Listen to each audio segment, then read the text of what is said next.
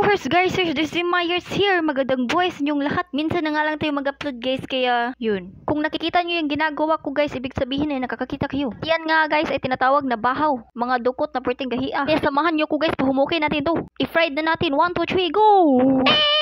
At sa oras na nga na yan guys ay naganap ang paghiwalay-hiwalay ng medyo tibugol na bahaw. At ginamitan ko na ito ng 2 itlogers.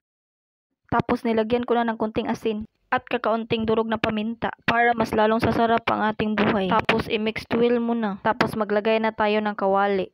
Lagyan ng konting mantika. Tapos lutuin na yung itlog. At habang nagluluto pa nga tayo ng itlog guys, gusto lang i-shoutout itong mga idol ko na nagsend ng stars.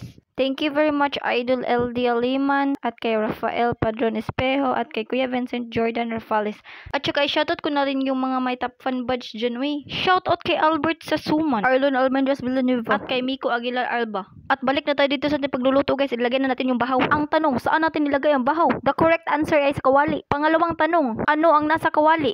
The correct answer ay bahaw. Pangatlong tanong, ano ang susunod mong gagawin kapag ka nalagay mo na yung mga bahaw? Ang tamang sagot ay, imekos-mekos. I-fast forward ko na to guys kasi wala na akong masabi. I-stop muna kasi lagyan muna natin na tuyo. Tapos balik sa dating gawi, i-mix well muna. At balik na rin tayo sa fast forward.